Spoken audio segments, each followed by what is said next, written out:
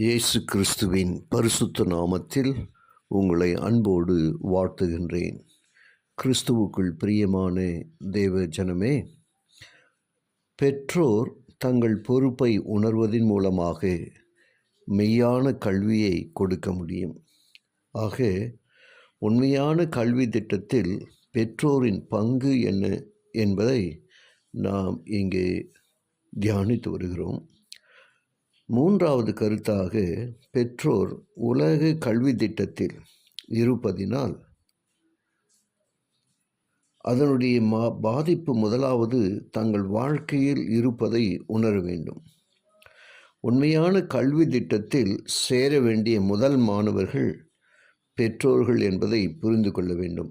ஏனென்றால் இவர்கள் அறியாத கல்வி திட்டத்தை, அதாவது குணமாற்ற கல்வியை எவ்வாறு தங்கள் பிள்ளைகளுக்கு கொடுக்க முடியும்? பெற்றோர்கள் முதலாவது வேதத்தில் தேறினவர்களாக காணப்பட வேண்டும். நான்காவதாக, பிள்ளைகளை நமது செவன்த் டே அட்வென்டிஸ்ட் பள்ளியில் சேர்ப்பது, ஓய்வு நாள் மீறக்கூடிய பள்ளிகளையும் தவறான தொழுகை முறையை கொண்டிருக்கும் பள்ளியையும் விட்டு பிள்ளைகளை நமது பள்ளிகளில் சேர்த்தல். ஐந்தாவதாக, உலக கல்வியில் பிள்ளைகள் குறைவான மதிப்பெண்கள் பெற்றதற்காக கவலைப்படுவது போல ஆவிக்குரிய அறிவில் குறைவாய் இருப்பதற்கும் குணத்தில் குறைவாய் இருப்பதற்கும் கவலைப்படாத நிலையை உணர வேண்டும்.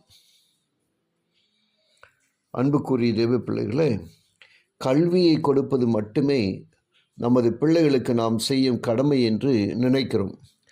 அதற்காக பிரயாசப்படுவது போல பிள்ளைகளை கண்டிப்பது அல்லது கவனிப்பது போல ஆவிக்குரிய காரியங்களுக்கு முக்கியத்துவம் கொடுக்க வேண்டும்.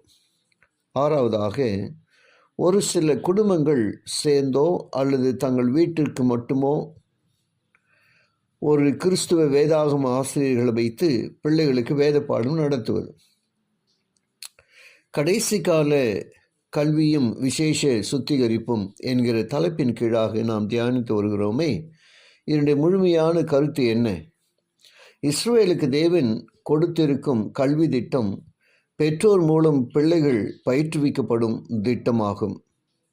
ஆபிரகாமை குறித்து தேவனின் சாட்சி ஆதியாகமம் 18:19 கர்த்தர் ஆபிரகாமுக்கு சொன்னதை நிறைவேற்றும்படியாய் அவன் தன் பிள்ளைகளுக்கும் தனக்கு பின்வரும் தன் வீட்டாருக்கும் நீங்கள் நீதியையும் நியாயத்தையும் செய்து கர்த்தருடைய வழியை காத்து நடவுங்கள் என்று கட்டளையிடுவான் என்பதை அறிந்திருக்கிறேன் என்றார்.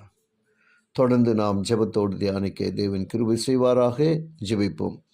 கிருபையுள்ள நல்ல பிதாவே, உமக்கு நன்றி சொல்லுகிறோம். இந்த நாளிலும் உடைய வார்த்தைகளை கேட்டு ஒவ்வொருவரையும் ஆசீர்வதித்தருளும். இயேசுவின் வழியாய் ஜெபிக்கிறேன் ஜீவனுள்ள நல்ல பிதாவே. ஆமேன்.